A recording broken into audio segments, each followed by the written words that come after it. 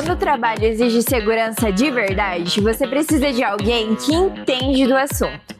E esse alguém é a TR. Nós oferecemos tudo para a sua proteção, do mais básico ao mais técnico. Produtos de qualidade, com certificação, atendimento rápido e especializado, entrega rápida e estoque recheado de equipamentos.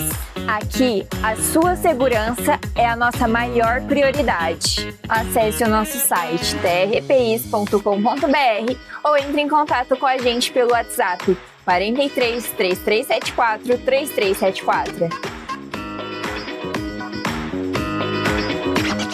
Proticast está de volta, agora conversando com o Leandro Ragazzi, ele que é psicanalista e está participando do nosso evento. Obrigado pela sua presença, meu querido. Obrigado você, boa tarde. Eu queria que você falasse um pouquinho de como a NR1 mudou a forma do seu trabalho e também que tem a ver com o nosso evento de hoje. Isso mesmo. O que acontece? Eu sou psicanalista clínico, assim, trabalho individualmente com as pessoas. E aí a gente atende muitas pessoas que estão exatamente passando por esses dramas que a NR1 tá tratando, né? Há muito tempo eu tenho trabalhado com essas pessoas que estão vivenciando alguma coisa meio difícil no seu trabalho. Na verdade, foi bem legal porque quando eu me tornei psicanalista, foi porque eu fui procurar uma sessão de psicanálise, porque eu estava passando por um problema no trabalho, ao qual eu tinha antes. Quando eu entrei nesse lugar, que fiz a sessão, eu acabei descobrindo alguma coisa ali para tirar essa pressão. E me encantei pelo trabalho, acabei me formando, cursando, né? E aí, agora tem surgido essa circunstância da NR1, que as empresas estão precisando ter essa sabedoria, tá precisando ter essa delicadeza, olhar para o funcionário de uma maneira assertiva e fazer com que esse funcionário não passe o que eu passei. Porque, na verdade, assim, eu não tive um olhar muito bom. Eu tinha uma qualidade de trabalho, eu era professor de redação. E acabei tendo problemas emocionais, eu não senti que o ambiente estava conseguindo me ajudar. Fui pedir ajuda, infelizmente não tive essa ajuda, e aí eu falo ajuda no próprio colégio, aí eu fui procurar sozinho. Então o que acontece? A gente tem muitos funcionários hoje em dia que estão realmente precisando que a gente olhe para eles. E muitas vezes, vou te falar, pode ser que nem seja problema da empresa. Acontece muito, eu já atendi muitos funcionários com ansiedade, é o que mais acontece, assim, a ansiedade tem surgido fortemente. E quando a gente vai tratar, eu percebo que assim, o que ele reclamava dentro da empresa não era muito lá. Vinha de casa. Isso. Tinha a ver com ele, tinha a ver a maneira como ele recebia aquele ambiente. Muitas vezes o ambiente ele acaba sendo igual para todo mundo. Agora, como eu recebo esse ambiente? Então, ter esse olhar para o funcionário, para o ser humano, fazer com que os empregadores consigam também olhar dessa maneira, saber que isso não é uma coisa, assim, antigamente a gente chamava de frescura, vamos dizer assim, né? Não é uma frescura, as pessoas passam por problemas emocionais e a NR1 ela veio para poder impor esta circunstância para a empresa para que ela pudesse olhar de uma maneira mais assertiva para as emoções do funcionário. E aí a gente tem um funcionário muito mais qualificado, quer dizer, o funcionário que era bom e ele está passando por um problema emocional, ele vai cair o rendimento, ele vai perder a qualidade, ele vai faltar, ele vai atrasar, ele funcionava de uma maneira com 100%, agora ele está 70%. Vai render. Não vai render. E aí a gente precisa desse trabalho com a empresa precisa abrir as portas para que a gente possa chegar ali e, na verdade, a gente vai zelar pela empresa, olhando para o funcionário. A gente consegue, então, fazer um trabalho muito assertivo, mexendo com esse emocional do funcionário para que ele possa render realmente dentro daquela empresa, porque tem uma coisa assim que atrapalha bastante. Muitas vezes a gente perde o sentido das coisas. Às vezes a gente, trabalhando individualmente com meus clientes, eu acabo percebendo que às vezes eles perderam o sentido daquele lugar, daquele trabalho. E ajustá-lo no sentido, né? Por que eu estou aqui, quem sou eu, quais são os meus princípios, quais são os meus valores, como eu posso ajudar, às vezes se perde. E aí tenho trabalhado individualmente com eles. E agora, com a NR1 que as empresas estejam realmente de portas abertas para que a gente possa entrar nelas e ir direto no funcionário, e poder falar com eles, e poder transmitir uma segurança, fazer com que eles encontrem de novo o eixo, de repente. Acontece muito, nós somos frágeis, né? A gente perde o eixo. Às vezes a gente acha que porque eu tenho um trabalho muito bom, está tudo certo, mas às vezes até grandes empresários, eu tenho clientes que são empresários muito importantes e que perderam o eixo também, eles estão sem sentido. E encontrar um sentido é meio que a gente ajuda a não se perder ali. Leandro, e o que compete ao colaborador e o que compete à empresa quando a gente fala em ansiedade, em síndrome do pânico, em burnout e assim por diante? Isso. O que o colaborador pode fazer para poder não se autoajudar, mas para poder não chegar a esse ponto de ter um afastamento do trabalho? E o que cabe à empresa de enxergar com esses olhos diferentes que você diz para esse colaborador? O que está nessa balança aí? Eu creio que é o olhar. A gente precisa que as pessoas se conheçam mais. Quando a gente abre uma cultura de falar sobre as emoções, está tudo bem falar sobre o que você está sentindo, se você está se sentindo, inclusive, até fragilizado dentro daquela situação. Então, o colaborador ele precisa ter um lugar para poder falar. Ele precisa ter alguém dentro desta empresa, algum caminho que ele fale, olha, eu não estou bem. De repente, ele pode falar assim, não é com vocês, é comigo. Mas eu não estou bem, eu não estou rendendo, estou chegando atrasado e tal. Mas muitas vezes, a maioria das vezes, como eu passei, a gente não tem essa abertura. Então a empresa, ela precisa se conscientizar. Ela precisa ter esta cultura na empresa de dizer que nós estamos aqui para cuidar também de vocês, para cuidar da sua saúde emocional e o funcionário se sentir seguro com isso. E aí a gente tem um caminho muito fácil, né? A gente transita com um equilíbrio, todo mundo fica equilibrado. E é bom, inclusive, para os empregadores também fazerem alguma coisa, e eu trabalho com isso também, de trazer um curso para eles e fazer com que eles possam ter a capacidade de verificar, de identificar algum funcionário que, assim, ele tinha uma dinâmica e aí, de repente, ele começa a ter outra. Acontece, né? A gente percebe também. Sei lá, a gente está num grupo de amigos, você olha para aquele amigo, você percebe que ele está com a luz baixa, né?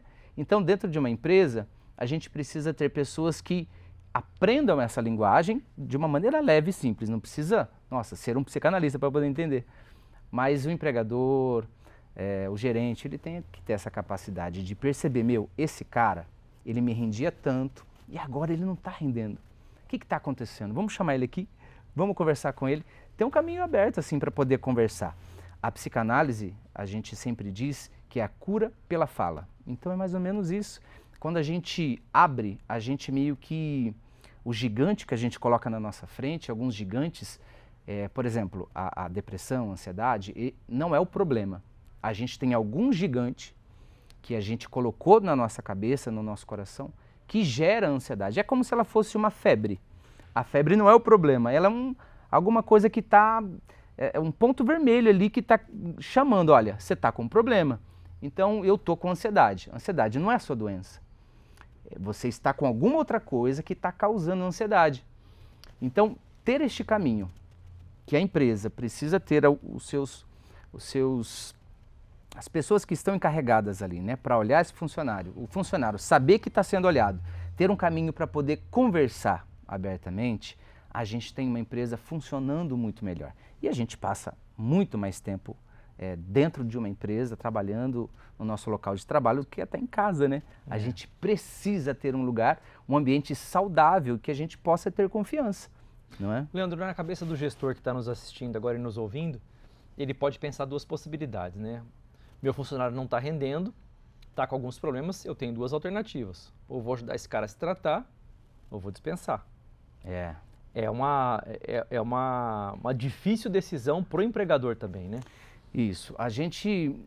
Esse trabalho da NR1 ele é muito legal, porque ele vai fazer o seguinte, ele vai fazer com que eu consiga encontrar a melhor parte do meu funcionário, eu ajusto ele e eu também faço isso com a minha empresa, porque se eu só olhar para a empresa, porque a tendência, vamos dizer, pode ser que quem trabalha com a NR1 vai querer olhar para a empresa, vai defender a empresa, não é?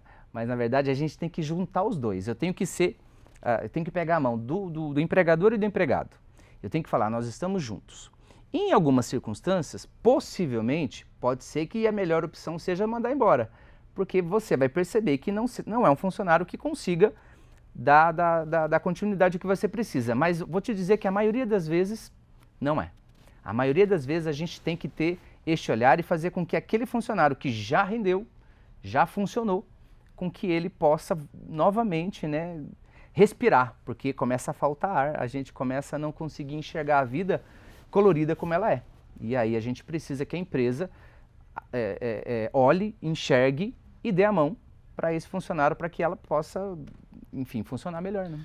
Leandro, falando de uma situação de trabalho que eu já vivi, né, de colegas que pediram afastamento porque não estavam se sentindo bem, enfim, pressionados, burnout, aquilo tudo mais, e a pessoa conseguiu um afastamento lá de 60 dias. E nesse tempo a pessoa passou a viver uma vida que muitos colegas julgavam que não combinava com a síndrome que ela dizia que tinha, né? Tava na praia, tava saindo, isso aqui, falou, poxa, mas a pessoa que está reclusa, ela não deveria ter esse tipo de vida. Mas aí a pessoa argumentou que ela precisava viver para poder estar bem no trabalho. Como que a gente consegue fazer esse equilíbrio para não julgar o colega de trabalho que de repente está afastado por um problema psicológico e está vivendo uma vida que fala, poxa, mas se o cara tem condição de ir para balada ou de fazer uma viagem, ele podia estar aqui no trabalho me ajudando, né? É difícil isso daí também, né? É difícil. O julgamento é o que mais atrapalha a gente, né? Quando o cara está no burnout, ele está realmente imerso no seu trabalho de uma maneira tão grande que ele perde a vida dele. Ele entrega tudo que ele tem de melhor, que é o seu tempo, a sua saúde. Ele entrega tudo o que ele aprendeu para essa empresa, só que ele começa a não ter retorno. Ou ele sente que não tem retorno, ou ele não consegue fazer com que aquilo retorne com um sentido. Porque o burnout tem um pouco a ver assim, também com essa coisa de falta de sentido. Quantas pessoas eu já conheci que trabalhavam, sei lá, 12, 14 horas e você falava, e daí? Tá cansado? Cara, tô amarradão. Porque tá com sentido. Então o burnout ele meio que junta uma quantidade de trabalho excessiva com a falta de sentido. A gente tem que ajustar isso daí. E essas pessoas que foram procurar na praia, foram passear, eu acho que era realmente isso que ela precisava. Ela precisava se sentir viva. E ela não estava vivendo dentro do trabalho. Ela não estava fazendo com que aquele lugar fosse realmente impulsionador e desse sentido para a vida dela. Então, assim, não vamos julgar. É claro que tem um tempo, a pessoa precisa disso, mas depois ela tem que rever. É esse mesmo o meu caminho, eu preciso me ajustar a isso daqui, vou aliviar a carga, eu vou continuar ou eu vou mudar. O que não dá é para pegar essa desculpa e daí vai viver outra coisa, né? Mas tem muito a ver. O burnout, então, ele é esse caminho que as pessoas precisam ter sentido. Quando a gente tem sentido, quando tudo se encaixa, cara, a gente vai para casa amarradão, né? A gente fica pensando no trabalho, a gente sonha com aquilo ali. Mas quando alguma coisa está faltando naquele lugar, só de pensar em ir para lá, a gente já começa a suar. Eu me lembro porque eu estava indo para o trabalho e eu virei e fui para o hospital porque eu estava assim, ó, chegava aqui o coração. Engasgado mesmo. Isso foram algumas vezes. No meio do caminho, eu me lembro que uma vez eu tive que parar, eu achei que eu ia ter um ataque cardíaco porque eu estava muito forte a minha ansiedade, só indo para aquele lugar. Então eu fui procurar ajuda, fui me encontrar e aí eu achei o sentido para mim. A hora que eu achei o sentido para mim, aquele lugar fez sentido. E aí, é claro, também tem lugares que podem ser bem nocivos, lugares que às vezes tem pessoas que trabalham de uma maneira que deixam a gente mal. Acontece, né? Não é todo lugar que essa falta de sentido ela vem só comigo. Mas esses são até mais fáceis da gente identificar e poder punir, tirar quem é esse agressor, essa pessoa que está fazendo isso. Mas algumas vezes pode ser o caso do seu amigo, da sua amiga, não tinha esse agressor, ela não estava encontrando sentido naquele lugar. Precisava sim sair daquele lugar, se sentir viva para poder voltar e continuar. Ô Leandro, o que torna um ambiente desfavorável para o colaborador ou mais tóxico, vamos dizer assim? São pessoas, é a rotina do trabalho, é o ambiente em si? O que vocês conseguem identificar? Isso não tem uma regra? Não tem uma regra. Vai depender muito, assim. Por exemplo, tem tipos de trabalho, se a pessoa ela tem um tipo de temperamento que ela, sei lá, um sanguíneo, por exemplo, ele precisa de novidade, ele precisa estar achando os seus picos de energia alto. E ela faz um trabalho muito repetitivo. E ela vai se sentir num lugar monótono, ela vai querer buscar um outro lugar. Então a gente tem que entender quem nós somos, o que nós pensamos da vida, para que a gente possa encontrar um lugar de trabalho que nos potencialize, porque muitas vezes a gente está no lugar errado. Acontece da gente, infelizmente, ter o trabalho, mas não tem a nossa profissão, a qual a gente deveria ter uma profissão, a gente só tem um emprego. Então a gente precisa qualificar tudo isso, encontrar essa dinâmica adequada para que a nossa vida, dentro da perspectiva da nossa vida, a gente não passe por esses momentos.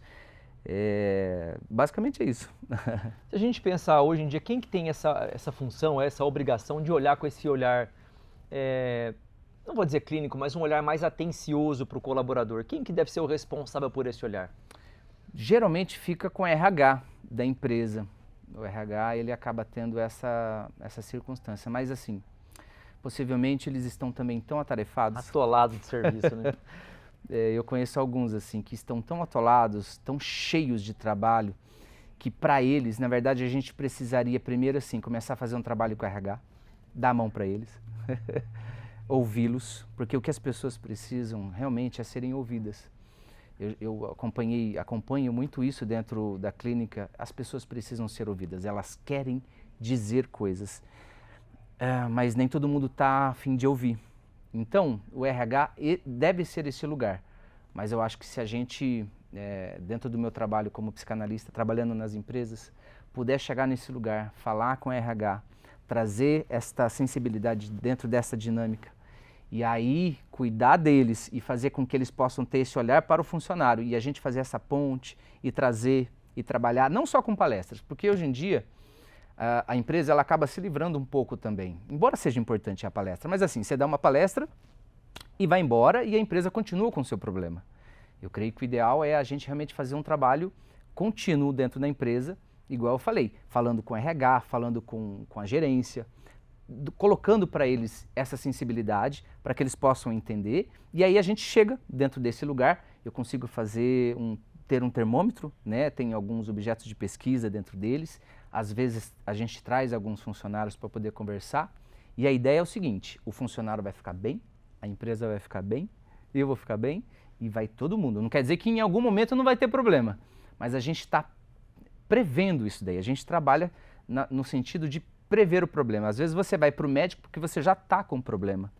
A nossa ideia, dentro desse trabalho com a NR1, é ver antes da febre, antes da ansiedade, antes da depressão, antes do burnout, a gente já prevê isso e cuida deles. Como eu falei ali no começo, o meu trabalho é assim, a cura pela fala. Conversando, a gente consegue chegar lá e achar o equilíbrio. Aí a gente tem sentido de vida e vai embora. Para a gente poder fechar, do tempo que eu trabalhei em televisão foram 20 anos, né, 13 anos apresentando o programa.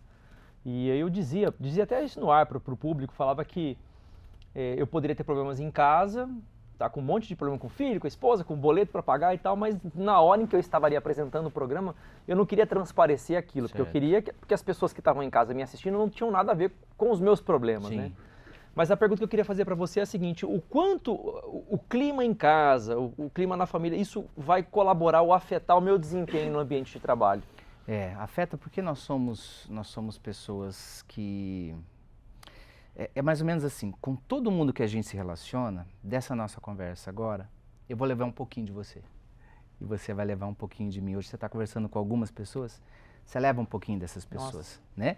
E dentro de casa a gente faz isso também. Por isso que dentro do nosso lar a gente precisa buscar o equilíbrio nosso, a esposa, os filhos, porque vai gerar. Já aconteceu, já vivenciei, quando eu estava dentro dessa circunstância, em algum momento meu lar também ficou tribulado e eu acabei piorando muito mais, porque o lar tem que ser esse lugar de equilíbrio. A gente volta para lá, não só para receber, mas para dar o equilíbrio. Então sim, acontece da gente perder o equilíbrio no lar e acabar perdendo o equilíbrio lá fora. E aí fica mais difícil ainda, né? Porque a gente tem que demonstrar uma coisa que a gente não está vivenciando, mas que a gente possa buscar esse equilíbrio principalmente em casa, porque vem de casa, vem do lar, o primeiro lugar do desequilíbrio. Se está mais equilibrado em casa, a tendência é que fique mais equilibrado, se está equilibrado em casa, fica equilibrado no trabalho também. O nosso lar em essência, é esse lugar que precisa ter equilíbrio, né? Quem quiser conhecer mais do seu trabalho, como é que faz? Instagram é leandroragazzi.psi, né? Eu também tenho um site que é leandroragazzi.com.br E lá tem, inclusive, não só sobre a psicanálise, mas sobre a NR1 e o trabalho que a gente tem feito com as empresas. Ótimo papo aqui. Obrigado, Valeu, viu, Leandro? Obrigado, valeu. Valeu. Valeu.